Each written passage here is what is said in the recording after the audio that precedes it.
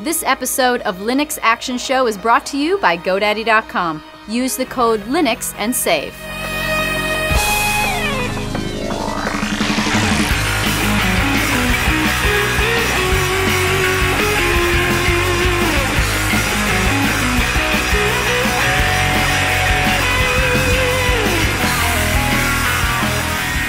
And welcome to the Linux Action Show, Season 24, Episode 10. My name is Chris. My name is Matt. Hey there, Matt. Should I tell people about the very last episode of the Linux Action Show? Well, because the last one. Oh, well, the world's ending, not because the show's ending. I thought that world was ending next year, not this year. No. You see, Matt, December 21st, the universe will, as we know it, cease to exist. Well, that's no fun. Oh, I don't have to pay my bills. Yes, you see. And I thought, we could all be sad and bummed out about it, but why not embrace this fact here on the big show? So this week, we will show you how to watch the world burn fully automated with fully automated Nagios. Now, you've probably heard of Nagios before. This is the professional grade network and printer and computer and server monitoring software package that the pros use. The primo stuff. All right. But we want to get our hands dirty this week with a really easy to set up, out of the box, fully baked distribution called Fan. We're going to tell you all about that in the second half of the show, how to get that going, give you an example setup of setting up Nagios, and you're going to be surprised how easy it is to monitor the own things around your house or your small business or large business network. And when the end of the world comes, you just throw these, throw the dashboard up on your monitors, Matt, and just watch it all happen. Have a couple beers and let it burn. Yeah. So there you go. Yeah, cool. So we'll be talking, and then of course, the next half of the show, we'll be covering the news. And towards the end of the show, we've gotten some of your emails. Of course, I wasn't able to fit all of the emails in, but we got a good handful. We got some good stuff. We got a good handful. Oh, yeah. First, Matt. All right. It's our picks. And I wanted to start with a really cool one, and this was sent in by viewer Bill, and Bill writes, I thought this would be interesting. He says, these are off-the-shelf satellites running on phone parts and Android OS. Really? They're usually around $3,500 to build, and they're really cool. Now, we've actually talked about these quite a bit for the last few weeks on SciByte. So, Bill, you should check out a recent episode of our SciByte show. But look at these, Matt. They're about the size of a coffee mug, and as you kind of remarked, they look a little bit like Borg cubes. Oh, definitely. And who doesn't want a Borg cube? I mean, these are so cool for, like, universities and stuff. So, because of their size... and of course, I'm just paraphrasing what Heather taught me in SciByte. But because of their size, they launch like a huge amount of them at once, and the different little modules have different components in them. Maybe one or two sensors, maybe a camera, and they'll do little mini one-off experiments at $3,500. It's actually a really cool deal. Interesting. Yeah. So these are called phone sats, and they are running Android or in some cases running Linux. It kind of depends on the on what their needs are. Task at hand. Yeah. Sure. So very cool, and that's coming right out of NASA. So thank you, Bill, for emailing that into the show. If you have a cool runs Linux, I'd love to see it too. Email me, linuxactionshow@jupiterbroadcasting.com. Something maybe you've spotted in the wild. That'd always be fun. I would love to be able to go to a shop and actually buy like a model of one of these. That would be so awesome. Yeah. Cool. Well, maybe if you're lucky, one will fall down and you can capture it and make it your own. Make it your own little pet. Ooh, cool. Now, Matt, we have a really cool pick this week for people who want to be really organized. All right. And people who are command line geeks too. Oh yeah. So, or maybe even if you're not a command line geek, maybe this might we can turn you into one. Yeah. Especially that's it. At first, when I saw this, with this app pick, I thought, I don't know why you would take something that's primarily done right now through a GUI interface and move it to the command line. And then once I started using it, you're realizing how much less mouse stuff. Yeah, mousing. Yeah, I stayed in my. I was able to stay in my terminal dimension. Exactly. As you might put it. But first, Matt, efficiency. Before we get to that pick, let's say good morning to the fine folks over at the GoDaddy.com. Good morning. Hey, you look at that. Look, Dana's just kind of down here. It's like she's doing the show with us. Oh, right on. That's cool. Hey, yeah. Yeah, and she's here, and she just said, hey, by the way, Chris, and we were talking last night, she said, a lot of people are using the Linux 295 code. She said, people are just loving to get a .com for $2.95. So when they're checking out, they're typing in Linux 295. Nice. Boom. And they say, you know what? You want to make an impact online? GoDaddy.com has got what you need. They got you covered. And when you use that code, you can get something like silly, like chrislast.com. Maybe you want to buy that out from right underneath me, like somebody in our chat room. Maybe you want to steal that from me. I got 2 domains that are on my list right now, and I'm going to be popping that in. There you go. Or if you just got something you've been meaning to pick up, or you want to grab something for a family member, check out Linux 295. That is an outrageously great price from GoDaddy, and it's going to be expiring at the end of this month, which really means you've got one more episode of the big show left before this has expired. So go take advantage of this now. Plus, just visiting those links in our show notes shows GoDaddy that you support the Linux Action Show and you want them to continue sponsoring us. So thank you, everybody who does that. Go check that out. Use that code Linux $2.95. This $2.95.com is going away soon, and you can get up to 3 of them at that price. Now's the time. Now's the time. You bet. Woo! And thank you, GoDaddy, for his long-time sponsorship Huge. of the Linux Action Show program. All right, Matt. All right. Get ready for this this sucker. Well, should I do my Android pick first? Let's do the. I had this revelation. Let's do the Android pick first. I think I Just should. saying. Just to keep it to keep things in tradition. To keep things in traditional order. All right. Well, let me rub off my Nexus 7 here. Rub it off. Okay. It's got a little handprint on That's there. okay. It's a little little embarrassing. fingerprinty action. It's okay. Yeah. Oh, good. By the way, more Facebook alerts came in. Oh, that's important. I've got a few myself. So you want to make sure that I get an audible alert to tell me about those. So this week, Rob Loach, a longtime viewer of the show, contributor in code, he's made our Xbox Media Center plugin, which is amazing for XBMC. Use it himself. And he stopped by in our Linux Action Show subreddit to remind me that there is now the XBMC beta ports, and actually they just hit RC on the 11th of XBMC for Android. It is not available yet in the Play Store, but if you turn on side loading, you don't have to be root or anything like that. You just download the APK, and then you can run it. Now, as you would expect, it actually there's a few spots where I think, at least on my Nexus 7, XBMC is maybe a little chunky. And just from to time clarify, time. you do not have to be root to install this. No. Oh, that's cool. And see, here I go. So here I got that's XBMC simple. right here on my Nexus 7.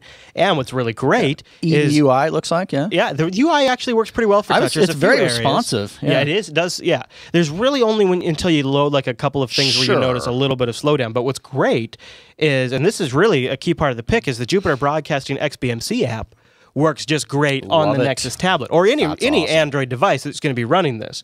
And so once you go into the video add-ons and install it, it's just listed in their add-ons directory. You then get access to the Jupiter Broadcasting show catalog right here nice. on the there's TechSnap and all the different shows that we have on there, including at the very top, which is really nice, the live stream. So if you want a really super easy way, see, there's me talking about it with a few seconds talking about us, talking about us, talking about us. Yeah, isn't that neat? So and it works really well on the tablet device, and it also plays the back catalog. I've noticed that sometimes the HD videos, at least on the Nexus 7, are a little chunky, but anything that's in our mobile format plays back stellar and looks really great on the Nexus 7 display. So you get Xbox Media Center, which will give you access to tons of Xbox Media add-ons and playing back content, but you can also load the Jupiter Broadcasting I love that. That is so cool. And I love the fact you can take it with you. I mean, like you wait for somebody at the dentist office, it's like, bam, there you are. Yeah, it's really cool. So thanks, Rob, not only for all of the great hard work, but just for reminding us that that's even an option. Have you tried it with an SD card? I wonder how that might work with some. Now the Nexus 7 has a quote-unquote built-in SD card. Okay, so it got some storage. Okay. It has a 32 gig that's built in, and XBMC sees that as an SD card, and then it indexes that. But if you like on your device where you have a removable SD, it would work with that just fine. Throw in a terabyte or something. That'd be cool. I don't even know if they do that, but it'd be neat. All right, Matt. All right. So our next pick is the desktop pick for really anyone who can run Python. This is, I'm using it on Linux, but it actually works on BSD. It would work on the OS X operating system from the Apple Computers Incorporated, or Apple Inc. But it's called Geek Note, and it was, I believe, let me see, I noted it here, I believe it was Jason John Wells who, was it Geek Note here? Geek Note right Jason there. John Wells Yes, recommended it this week, and so thank you, Jason, for sending this into the show. So Geek Note is a command line interface to Evernote. And that seems crazy, but if you might be familiar, I use Evernote primarily because that's such an amazing smartphone app and tablet app, and it is a great way to capture notes and OCRs, contents of pictures, so then you can search them later on. It supports tagging, it supports publishing notes and things like that, but it's all done through a Windows desktop UI. Then I talked a little while ago about a Linux port of that UI called Everpad. Which is cool. It's nice, and they also have a decent web interface. But Geek Note, however, takes the functionality of the Evernote client and puts it on the command line. And one of the reasons you might want to do this is because just like you can, pipe and pass things to commands on the command line, you can also pass and pipe things to Geek Note. You can use this to capture entire directories of notes and then import them all into Evernote at once. So I'll give you an example. When I'm working with a client, I create a directory in Dropbox for them. Sure. And then all of my notes about this client are all in text. Oh, that makes sense. I do everything through a text editor, and I keep it all in there. But when I'm done with that client, or I'm done with that project, and I want to archive, I want to, you know, save off a snapshot of that client's work, I can now use GeekNote to go in there and I say, just look at this entire directory and import all of these things into a note, tag it with these parameters, attach these images with it too, and put it all in there, and then boom, Bob's your uncle. Next thing you know, when I'm there at the client, I've got it all right here in my Evernote app on my tablet. Nice. Really just by using GeekNote on the command line, and it includes this G-Sync component where you can sync local directories and folders on a more regular basis into Evernote. Oh, that's fantastic. Oh, it's got G-Sync. So it's a really great way to automate some things that allow you to, you know, keep track of stuff into Evernote, and that Evernote sort of becomes like the forever memory of the things that I'm doing and working on. Everything from the pizza menu restaurant that I took with the smartphone camera to, you know, the documentation I've been writing for a client and storing in text documents. Well, and I think once you get the swing of the command line a little bit using this, I think you may even find that it's faster and more efficient than perhaps dancing around a UI. It's nice not to have to get busted out of your terminal zone. When you're all in the terminal, you're working in there. It's nice to just be able to bring up a command, addend something to a note, and then close it again. So you might have some troubles running it on different distributions. I haven't, but you might. And it's called GeekNote. I've only just started playing with it. I've heard it works okay on 1210. That's what I'm playing with. Yeah. I don't know about that. Yeah, I couldn't speak to the LTS stuff, but yeah, who knows? There you go. So GeekNote, it's a great interface for Evernote. Yeah. And who needs Evernote to make an official Windows or a Linux desktop? We don't. Community does it for us. Screw them. Screw them. Screw them. Do it ourselves. Do it ourselves. All right, Matt, well, before we get out here, I just want to remind folks, as they do their last-minute holiday shopping this season, if they would support us by using our affiliate links at the bottom of JupiterBroadcasting.com. All the way, if you scroll all the way down to the bottom of our website, we have links down there for Amazon and Newegg and ThinkGeek, and which is, you know, awesome. Oh, yeah. And then we also have the monthly support options if you just want to lock in some funding. And that's a great way to keep everything down, keep our sponsors to a minimum, so we just, you know, we keep it focused on the content, and it's also just a great way for you guys to say thanks before you do your shopping without really impacting your budget. You can still contribute to us. You buy what you were going to buy anyways. Everybody wins. Thank you, everybody who does that. But Matt, with all the picks out of the way, all right, let's do the news.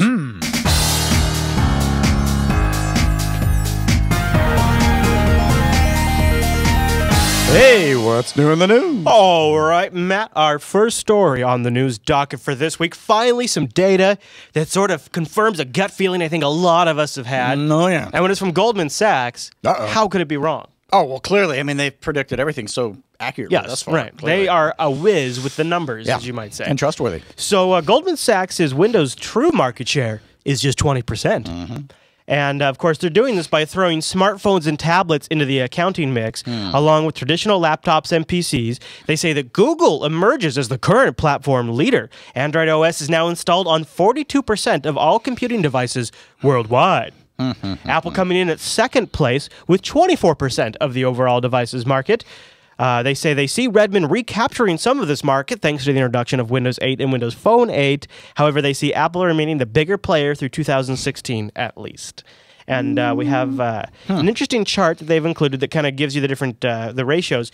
One thing they kind of go on to talk about, and you can almost maybe understand why Canonical is talking so much about the TV these days, is Goldman Sachs says we see smart TVs as having a potential to either further entrench current winners such as Apple or completely disrupting the market once again. Those are some pretty big polar opposites there. Yeah, they're kind of throwing out both options there, I think, to give them a little play covering their butts a little bit. I think so. The report goes on to say that consumers will match the platform of their more frequently purchased smartphones and tablets to the television they already own. So what they're saying, I think, here is that the television is like the anchoring brand device. So if you buy a Samsung TV, you're probably going to buy a Samsung smartphone and a Samsung tablet. That's actually true. I have a Samsung TV, Samsung Blu-ray player. I have Samsung monitors for all my computers. I have like 6 of them or 4 of them or whatever. So, I mean, that's actually pretty accurate. Hell, even my DVD burner on my computer, I think Samsung. So, I never really thought about kind of like the impact that the smartphone, that the TV would make on a smartphone or like tablet purchase. However, when I think about like my family, I think like when they buy a TV, they generally buy that same brand for all of the other accessories around it. Sure. And if people start thinking of tablets and TVs in kind of the same category as they get more software and more features, that actually does seem like it could play true. I think it does, and I think it's a subconscious thing. I don't think we're consciously doing it. You know? Yeah. So I'm watching the chat room to see if they have anything, and they're not really. Okay, come on, guys. I mean, are you guys like are you brand loyal when it comes to your electronics? I mean, where's that lay for you? That's what I'm kind of wondering. I don't think our audience is. I think our audience doesn't fit that mold as much. That shows wisdom, though. See, look at this. A lot of them are saying no. Okay. Some of them are saying I don't even own a TV. Cool. So there you go. Much respect. That's cool. Yeah, I like that. By the way, you can join us live on Sundays at 10 a.m. Pacific over at jblive.tv or jblive.info for the audio stream, and you can tell us your thoughts, like these fine folks are in the chat room right now. Yeah, cool. So look at that. A lot of those people. That's are saying interesting. No. Yeah, that's a sign of wisdom. Love it. Okay. All right, Matt, we've talked about this before on the show, so let's give a little update. Lightworks has announced that we should be seeing some code hit the streets early next year, first quarter of next year. And there have been a lot of updates I still got one I got to send you, actually. But yeah, just constantly, seems like they're constantly doing it. So that's cool. Good. Oh, and speaking of the beta program, if you're not actively participating, they boot you. Oh, really? Yeah, so I probably got booted. I don't know. I'll find out. Well, that's okay though. I respect it. It's fine. They say that the Linux beta will include a friendlier licensing system, which they hope will avoid frustration caused by the existing one, including I guess they're pulling back on some of their DRM stuff. Good. They say the Linux beta version will have all the facilities of the Pro version with some minor limitations. So it should be coming out. We should hear something about it probably before the end of Q1 in 2013. If everything goes as planned, they do put a little caveat in there. That's fine. Hey, get it out there when it's ready. Lightworks, though, we're looking forward to it. And people are still finding our Lightworks preview. People are very interested in Lightworks. Well, I ran into a couple folks, and they felt very strongly that it's too little, too late, and that it's an editor that's no longer as used in the industry as some of the other ones. I countered with some evidence to the contrary. Oh, really? Okay. Yeah, I actually did some research and found that that's not necessarily true. It may be used less than it used to be, but it's still very commonly used in select films. I did find evidence of that. Well, that doesn't surprise me, to be honest.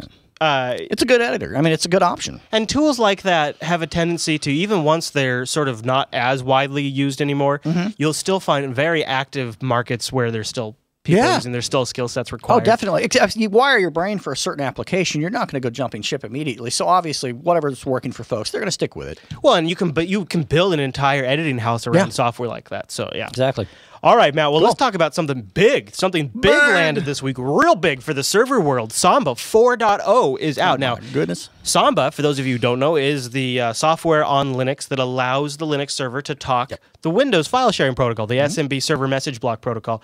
And 4.0's big feature that they've been working on for years now is full Active Directory support. Oh, finally. So Samba can now act as an Active Directory server. Wow. And Windows clients like Windows Vista and 7 and 8 will log into it thinking they're actually talking to a full legitimate That's not bad. Server 2003, Server 2008 machine. What I wonder, though, is with each Windows update, because they have a tendency to break stuff whenever possible, I wonder if that's going to remain doable.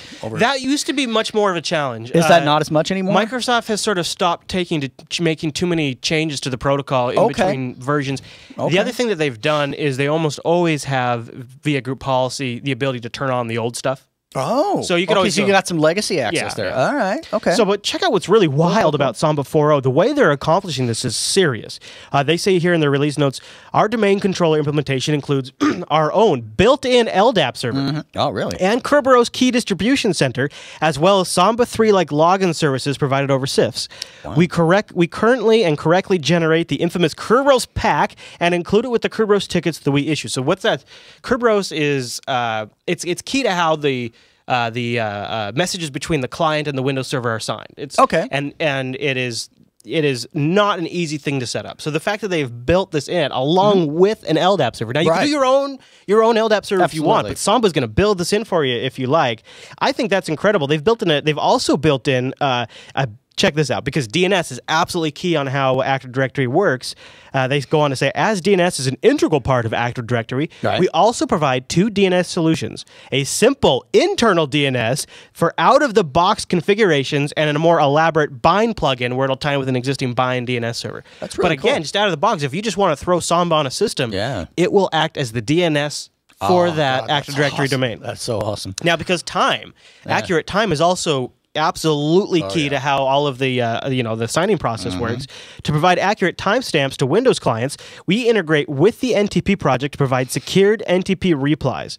You need to start NTPD and configure it with the restrict or MSSNTP option, and then it works right out of the box with Samba. And for those that are asking, well, what the world's this got to do with Linux? It has a lot to do with Linux because Linux machines frequently are in a position where they need to have a way of working with Windows boxes, and so you do care. And these are tools that are used on a Linux box to talk to Windows. This is huge. It's a huge deal. So if you work in IT, you care. This is a really big deal because what it lets you do is you can start putting Linux in the back end in places that before required that you buy not only the Microsoft server, but an Active Directory server also has to have CALs for every client that accesses it. So you have to license all of the connectors too. So this affects Linux adoption. This affects people using more Linux in their lives. Massively. So that's the why you care factor that I think we really want to drive home here. You do care. This matters a lot. Samba 4 is huge. I probably won't be putting it in production anywhere myself. Generally, I let these things rev a few times before I do it, but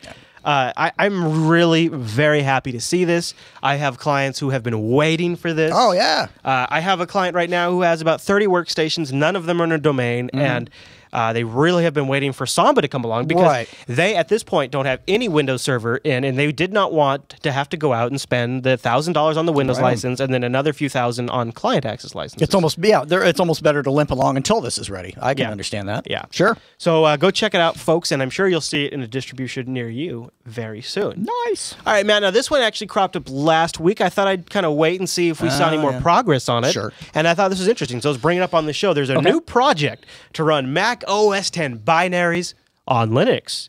Now, this is definitely it's interesting. It's in the early stages. Very alpha. Yeah. It's called the Darling Project, and it's being worked on by as part of a diploma thesis research project by a university student. So while that does mean that at least for now, it's going to have some serious development, likely, but long term, it'll probably spike and then kind of. He's got a demo app actually done right now that he's written, and you can see here it is running in the OS X operating system made by Apple Inc. And then over here it is running under the free and open source Linux operating system made by the World. And it's just a simple Hello World app, but it's interesting. It's an interesting proof of concept. Yeah. I mean, the why do you care factor? I think for myself personally, it's a great proof of concept, and it's also interesting to see, if this could evolve into something. If you had a legacy app from OS X you really want to take with you as you change over to Linux, it'd be kind of cool. It's the same reason why we have Wine. Yeah, and it's exactly the same reason. And there are great apps on the Mac platform, so I would love to be able to run on Linux. And so among the components making up Darling right now is a Mach-O dynamic loader, a tool for Mach-O file examination, a Mac binary file extractor, and a set of libraries. The libraries provide Mach file loading support, Darwin, libc, and libsystem replacements, and Apple Objective-C runtime translation layer, and extractors for various formats used on Mac OS X. It would be really awesome if it's actually more effective in Wine and that it doesn't run into so many of the application-specific challenges. That would be cool. Something tells me. I kind of wonder, but... something tells me it's probably... not going to happen, but it's a nice thought, you know. Yeah. Interesting to watch. Yeah. And if they ever got to a point, it's one more thing that just makes it easier to switch to Linux if you can bring... someone else may pick it up and take it to the next step. Sure. Or maybe he'll finish the gerb. We'll stay tuned. The gerb. Find out. Gerb, you say. Okay. All right. So everybody's productivity will take a dive next week because Valve has announced that they will open up the beta next week. No more invite. Wow. No more invite. They're going raw dog for Steam for Linux, and they're doing it because, of course, it's going to be the holiday weekend soon. The open beta will be available to the public and will increase the current population from 80,000 to a higher number. That is incredibly vague, but it's cool. It's going to go from... So what that tells us is it's 80,000 right now. Okay. That's not bad. That's pretty darn impressive, That's not bad. That is pretty darn impressive, and so to a higher number. So people will get a chance to try out everything like Dynamite Jack, Serious Sam, Red Orchestra, World of Goo, and all that kind of stuff. Steam's also added the Linux section now, so when you're shopping in the Steam store, there's a little tab up top that just says Linux, and you go there and it lists all of the compatible Linux games for sale, which is really cool. That's awesome, because then you're not wasting your time with something that might not be quite there yet. Right. Cool. I'm excited, and I really hope people get a chance that haven't gotten to play with this yet. Yeah. This will hopefully be your opportunity. I'd love to hear what you guys think. That would be an awesome feedback segment to say, man, you guys got to check this game out, or all this thing running's I can't wait for that. I can't wait for more and more games to show up, and then people start to get to the point where we're discovering new games in there, and it's going to be... It's fantastic. speaking of discovering new games, Mozilla wants to maybe put a little money in your pocket or send you on a trip, if nothing else. So check this out. Okay. Mozilla announces the Game On competition. And Mozilla is very, very much so getting active in the online gaming space inside the web browser. They started a competition for budding game developers called Game On. Simply proposing your ideas and submitting your prototypes could actually get you to win. The main prize is an all-expenses-paid trip to GDC 2013 in San Francisco, one of the biggest game developer conferences in the world. You also get a chance to have your game featured in the Firefox magazine or marketplace, your membership to industry associations, and other neat things. Here's what I find is really interesting about this. Let me see. So have you heard of Project Banana Bread? I have not, but I have had Banana Bread, just not the project. Oh, yeah, not quite the same thing. Okay. So in Coder Radio, we're wrapping up the end of the year by doing our sort of, we're looking back on 2012. Sure. And this last week in episode 27, Michael brought up sort of where things are going to go for online gaming in 2013. And he said HTML5 gaming is going to go big. I would think so. Well, I was a little skeptical. I was like, I really haven't seen it pull it off, but he made a strong case. He made a strong case, and I think I'm on the fence that I think it has the possibility of doing it. I just don't think it's there yet, but I think it could definitely happen. The tools I think are developing. Well, I think you're probably right, and I think I was probably missing the boat a little bit because during the show, during our conversation on Coder Radio, I came across, thanks to the chat room, this Banana Bread demo. And now watch this sucker, man. I'm going to launch this thing. I'm going to, let's just say play area 1. Now it's loading right now in my Chrome web browser. Now this is not Flash. This is HTML. Okay. This is all HTML canvas and no plugin required. It works in Firefox. It works in Chrome. It's a full-on 3D first-person shooter created to run in the browser. It's got OpenGL using WebGL. It's got sound using OpenAL. Let's go high resolution. Yeah, Screw it. Let's see what happens. Let's just do it, right? Oh, yeah, it goes full screen. I forgot about that. Oh, hello. So it'll look choppy to you guys in the playback because it goes full screen and it's hard for the capture software to manage that. But to us, it's butter smooth. Yeah, exactly. And I know that sounds crappy for me to say, but it's true. It is. And so this is a full screen 3D first-person shooter that I'm playing in my web browser. I didn't start any plugin. It just went to the page and loaded. Oh, of course, now it just died, but... Well, yeah, there it goes. So, anyways, we got a lot going on, but I mean, that is quite impressive visually. That's really good. Yeah, I think it's also there's other people here, so I can I got shot by CISO. There's somebody right there. So it's also you can actually hear the sound of the audience joining. It's a multiplayer game, and now I've gone into build mode. Look, I can build maps in here. Oh, so that's awesome. Yeah, this is really like an incredible technology that Mozilla's demoing here, and the fact that by the way, working just fine in Chrome. Yeah. Which is really cool. That's very cool. So anyways, that's Project Banana Bread, and we talked a little about that in last week's Coder Radio. And so I got to say, I think Mozilla's onto something here because I do too. You can run that on a Mac, you can run that on Linux, you can run that on Windows, you can run it on a tablet, and the experience is pretty smooth. I want it to develop once and run everywhere. I mean, that's cool. Here, I will put a link to it in the chat room if you guys want to screw off with that while we do the news too. Because so that's Project Banana Bread, and we have a link to that over on Coder Radio. So anyways, go check out gameon.mozilla.org. If you even have a concept for a online web app game, you don't even you just prototype it or something like that and send it into them. It doesn't even have to be fully functional for you to enter the contest and maybe go get to GDC 2013. That's kind of cool. Get some travel on. And cool for the Mozilla Foundation to do this too, to encourage. I think so. Yeah. So that's sweet. Good deal. All right, Matt. Well, that's all the news for this week. All right, Matt, let's tell the folks how they can easily and automatedly so monitor the end of the world from the comfort of their own computer chair. Liking it. All right. Liking it. So before we get to that, let's say we just got to do a little business here and remind everybody that these segments are provided by our very fine segment sponsor, System76, creators of my lovely Bonobo Extreme laptop. Loving it. And also what is secretly my next desire, the Sable Complete. Especially ever since I saw somebody mount this thing to their wall. I love this machine, an all-in-one unit. And with the HD 4000 series, you're going to have a nice, quiet cooling system. Oh, definitely. When there's talk about getting this into a review, and I haven't heard back, but I'll check in on that and see what's going on. There's only one way we could ever really get our hands on this, and that is if it was sent to us for a review, which we could then play with it on the show and put it through its paces and punish it. Punish it. So thank you to System76 for sponsoring this week's episode. Don't forget, $100 off the Bonobo Extreme laptop if you get the holiday special, or $50 off the Sable Complete like we were just talking about, or the Leopard Extreme Cream desktop. Oh, yeah. And also free hard drive upgrades on select laptops. They're cranking out some good stuff, guys. Check it out. System 76 has really got a great end of the year lineup. Oh, they do. They They went into overdrive this year. Yeah, they really did. And everything they released is like another step up too. It's pretty cool. So go check them out. Sweet stuff. Nice. Thank you for sponsoring the segment. thank you. All right, Matt. So let me tell you what I'm trying to break down here. Let me tell you what we're trying to get to. So recently, I've been challenged with helping out a client receive alerts when their services go down overnight, like if cron crashes on a box, and then so some really important nighttime scripts don't run or something like that. Sure. Yeah, absolutely. And we knew we wanted to use Nagios, but they wanted to hit the ground running really fast, and they wanted to be able to throw some people at it that are not familiar with Nagios. So they wanted something that's going to work out of the box without a lot of fuss and muss. Sure. You know, the big problem with Nagios is that it's really all about text files. I mean, you get in there and you configure every single option via comp files, and while that can be really great for like really rapidly throwing out a bunch of stuff you've already made, if you're starting from scratch, it can be a little intimidating. It's quite a bit of work, So it was a complete barrier for them. So they said, can you solve this problem for us? And that's where I found Fan, fully automated Nagios.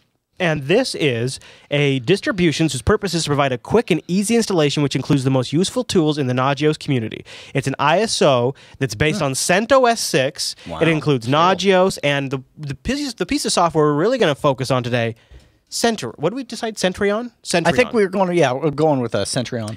So it's the fan distro out of the box. It sets up a CentOS install for you. It sets up Nagios. It sets up Centurion. It sets up a web UI to manage it all. It's really easy to get going here. If you're familiar with installing Fedora or CentOS or Red Hat Enterprise Linux, you're going to recognize these install screens. This is the Anaconda installer, right? And these are super simple. Yeah. So this is if you know how to install Fedora, you know how to install Fan. And with these installers, all that text file stuff in the background, these are being filled in for you as you're going, I believe. Oh, you got to like that. So let's check it out over here. So Fan is what's powering our setup today. And once you get it installed, and I have it running right here on the Bonobo, once you get it installed, you get a few different options. And we're going to pop into Centron, which is the management front end for Nagios. Okay. Out of the box, it's already set up and monitoring my local host. So you can kind of get an idea of just how that works just by looking at that. But let's say I wanted to maybe add another host. Now, this would normally be a process under Nagios where you would spend a lot of time editing and adding config files and things like that. But here in Centurion, I just go to my host section and I click add. Now, this looks like you got to fill out a lot of stuff, right? And it doesn't look that bad, though. It's not that bad. No, it's not that bad. I've seen scarier web forms for packaging shipments. So I'll fill this out, and I just so the way that Nagios does its monitoring, there's a few different ways you can have it monitor things. I'm opting to use SNMP. So what I did is I set up SNMP on another box. I actually haven't tried it yet because I just did it right before we went live. And I configured it to have a public string that any SNMP client can just connect to it and query it. You could set it up more securely where only certain hosts can only get certain information. But SNMP is this messaging system that machines can use to pull down tons of information about a box. You can get everything from its motherboard manufacturer ID to processor load, right? Right. And it's also just a great way to keep an eye on a box to make sure that it's not overloaded or that it's still online. So once I've plugged in the information about the machine, it already has some pre-built-in templates. So do you just want to monitor a printer? Oh, that's fantastic. Do you want to monitor a router? I'm going to say I want to monitor a Linux box. See, I could also put a Windows server in here. I could put switches in UPS. I mean, you can even do a UPS. Wow. And then you get alerts if the UPS goes into battery mode. That's like that. super. And I can tell it how often I want to check. I'm going to say check it 24/7. I can tell it what type of generic check I want it to do. Now, the one that I find is the easiest to use is called check host alive. And it gives you the code you need to use. And all it does is its primary check is the host up and running? Yes, the host is up and running. Right. Let me pull down all of the CPU usage. Let me pull down the uptime. Let me pull down the memory usage. All those goodies. The network stats, all that stuff. And it pulls it in here and puts it in beautiful graphs for you. And doing this is literally just, it's pull-down menus. I mean, it's so simple. Yeah, and I'm going to say, all right, well, notify me once every minute when this goes down, and wait a minute before you alert me. So that way, if it goes down, check it again in a minute, and if it's still down in a minute, then alert me. But if it's back up, don't ever bother sending me an alert. So there you go. See, now I've added it. Now, this gets it into the system, but it has not actually been plugged into the Nagios scheduler, the Nagios. So it's not Linux. running right. Okay. It's not in there just yet, right? Nagios doesn't know to go look for it.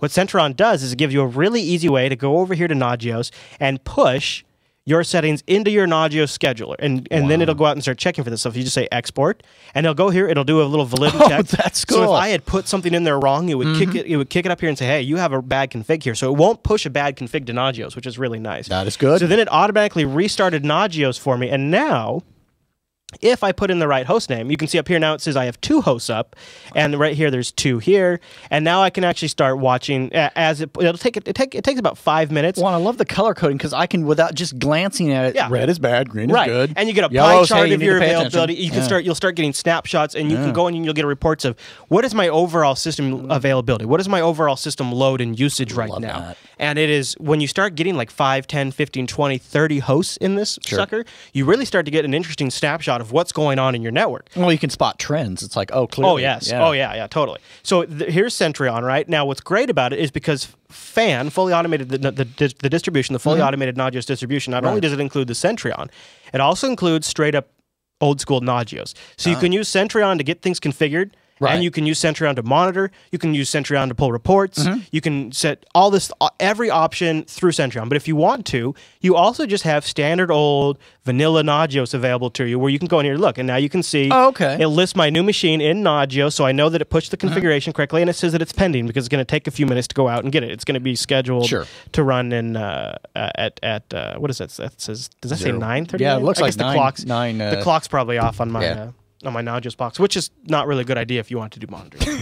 but the fact that it alerted him to the time, he's able to say, "Oh, hey, look, my clock's off. I need to go fix it." Yeah, exactly. So it's already benefiting him. Clearly. That is part of the deal. Yeah, right. So what I'll get here is when it's working. You see, these are the categories I'm monitoring just by the little amount of setup I did. It's going to tell me. It's going to go out and it's going to get me the space available on my root partition. It's going to tell me the load average, the memory usage, and the average ping response time. And I think these are just starting with really great. You can get a lot of information just from these snapshots. Is it starting to slow down in ping time? Is my load average over 5 for a certain amount of time? And then you can go in there. You can set a threshold and say, all right, when my load average exceeds 5 for 5 minutes or longer, generate an alert.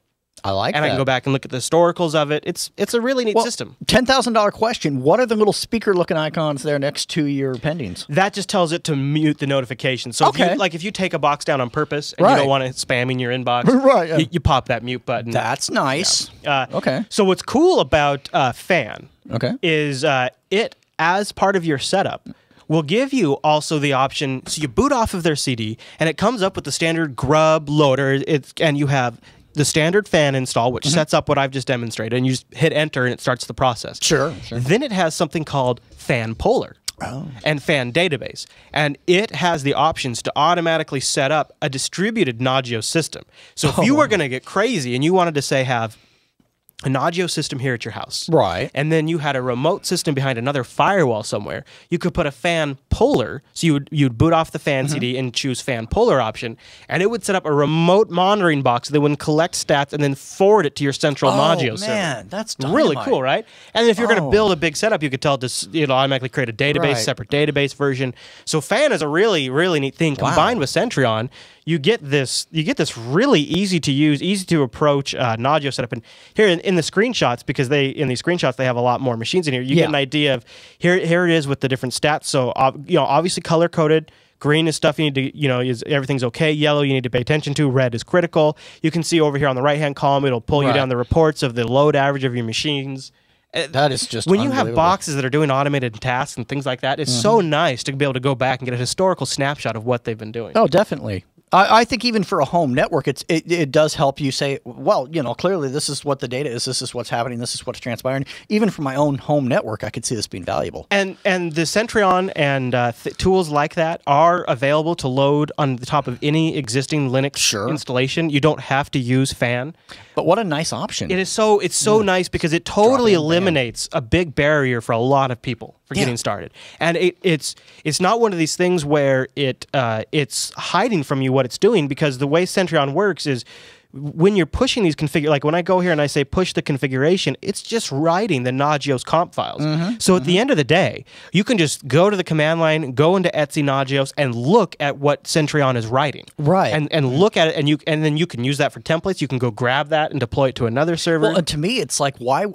I mean, the fact that I can do this in a short period of time versus spending an entire weekend hacking config files. It's not a matter of skill. It's a matter of do I enjoy having free time? Yeah. I'm just saying. Yeah.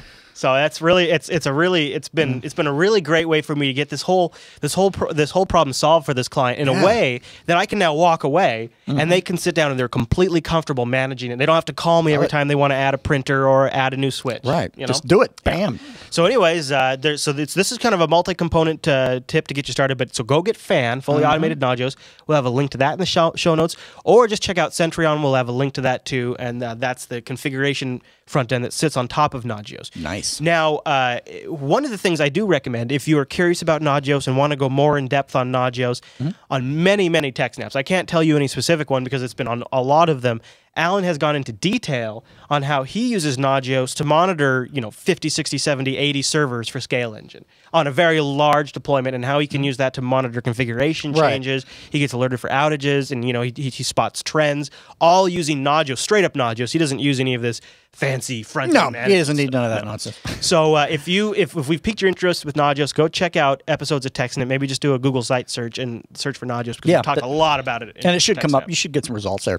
Yeah. Pretty easily. So there you go, Matt. That's the Linux Action Show's tip for monitoring the end of the world. Ooh.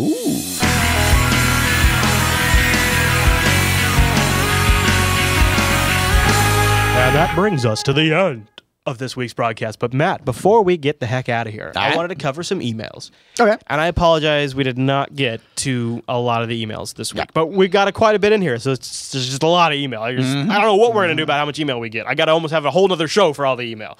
All right, Matt, our first one comes in from Stephanie. Says, hi, Chris and Matt. I recently discovered the Linux Action Show, and I'm totally hooked. Great show! Right on. In some of the past episodes, you highlighted Steam on Linux, which is great news. The only reason that I'm still running Windows on a PC is for gaming. Could it be the Canonical and Valve are working much closer together than it seems at first sight? I mean, Linux, Steam, plus an awesome window manager like Mint customization, something like that, and some other multimedia goodies could be the ultimate Linux distro for entertainment purposes. PC-savvy people could download this awesome Ubuntu Valve distro and install it on their machine. Other people could purchase a console like ValveBox, which would run the same OS. I have a feeling something big is coming from Canonical and Valve and are sitting on top of it. Not only for games, but this could be a big push for a lot of people to abandon Windows. What do you think? Greetings from Belgium, and keep up the great work. I think the big things are definitely coming about, but I think we're a little ways off. I think we'll probably see more happening in 2013. I always wonder, is Canonical even paying enough attention to the desktop? They're focusing on TVs and smartphones and tablets, and I think maybe Valve is working on a Valve distro for Valve hardware. I'm sure of it. I don't know if Canonical and Valve are working together to make Steamy 2 or something. Steamy 2, huh? Steamy. All right, Owayan? Sorry, man. I'm not sure how you pronounce his name, but cool name. Yeah. He writes in, hey, guys, I just finished watching your latest show. Kudos. It was great, like always. Well, thank you, sir. Appreciate that. I'm always interested in playing around with your app pick. I was interested in playing around with your app pick. Woof. As at my work, I often have to share files quickly with people. Nice. I had a look on their site, and I was disappointed to see it was only for Linux, and I use a Windows machine at work. However, then I remembered Cygwin. Cygwin is great. Yeah. I first used it back when I was in a university to further my knowledge on Unix commands. It's also great for running command line applications that you cannot get in Windows. I also have seen people that have managed to have it a light Windows desktop environment running, such as IceWM, which is awesome. It'd be really cool to include this in your show, as I think people would discover the benefits of using it while they're stuck on Windows. I haven't used it in, God, it's been forever. It's pretty cool, but it's been a long time. I just, you know why I don't anymore? Because if I'm on Windows, I either have SSH or I have VMware. Right. But Cygwin, if you are stuck on Windows and you want some Unix commands, like rsync and things like that, this is a good way to go. That is definitely a good way to go. So I thought it was good we mentioned it, because we don't mention it enough on this show. True. That's true. And it kind of brings like a little island of tranquility. It does. In your turbulent Windows world. Nice. Mercury Man writes in with an odd one, Matt.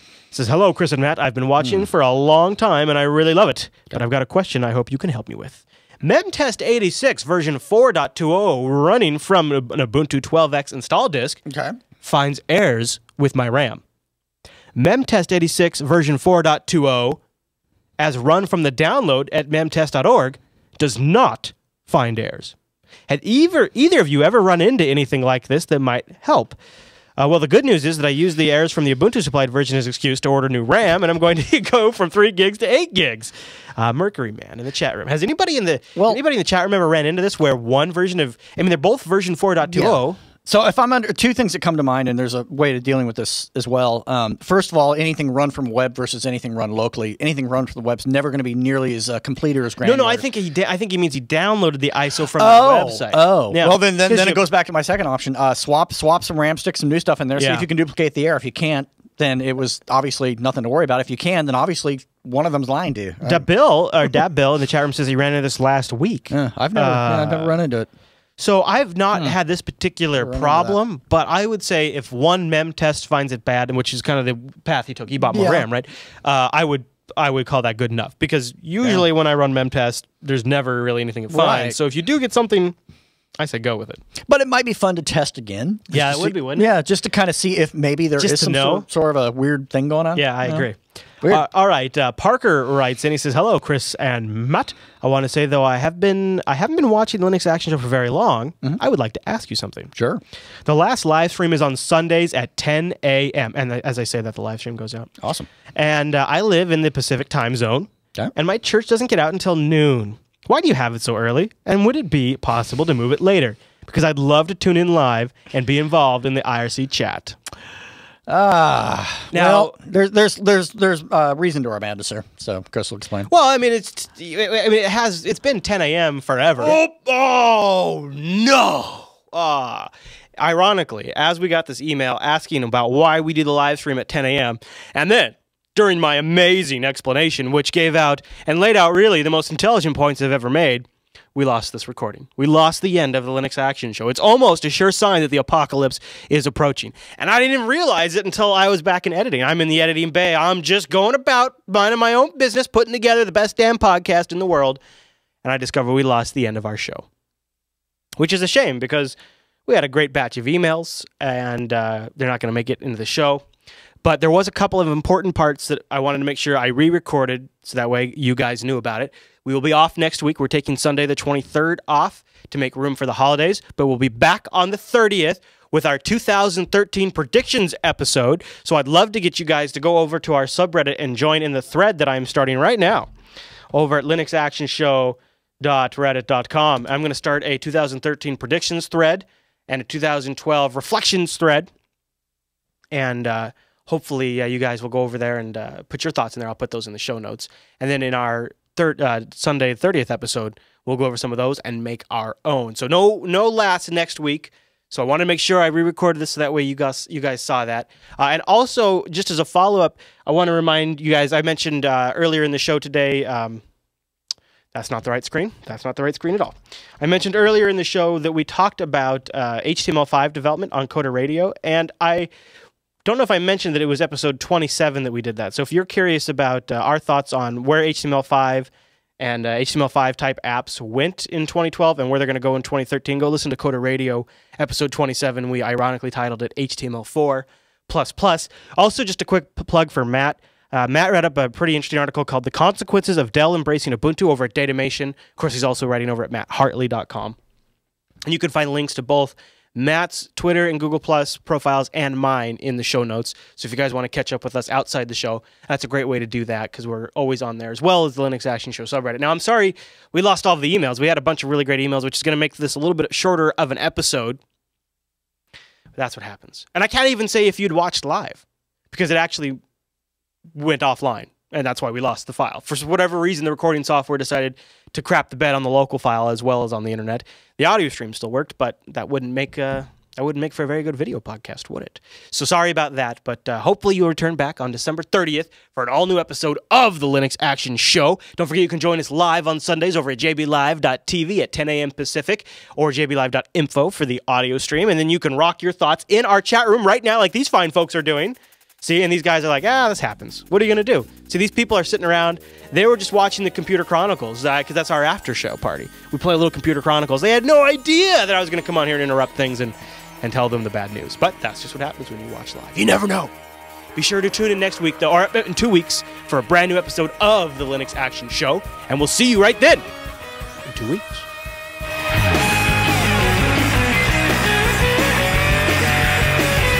Hello, and welcome from the Apocalypse Studio, Jupiter Broadcasting Headquarters. You noticed my nose itches?